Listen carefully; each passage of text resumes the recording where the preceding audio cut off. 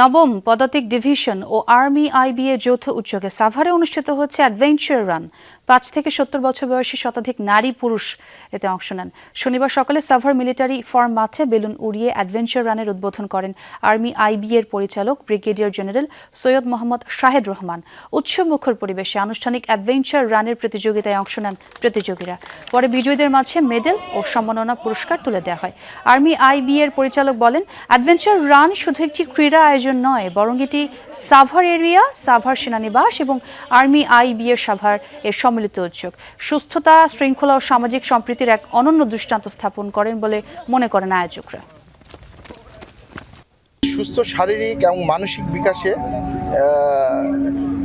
এই উদ্যোগ একটা গুরুত্বপূর্ণ ভূমিকা রাখবে বলে আমরা আশা করি। এত ভোরবেলা যে অংশগ্রহণ করবে এটা আমরা ঠিক সন্দিহান ছিলাম কিছুটা, যে কতজন করতে পারে। আমরা দেখছি সারা খুব সুন্দর। ইনশাল্লাহ আমরা ভবিষ্যতেও এটা আয়োজন করার জন্য চেষ্টা করব।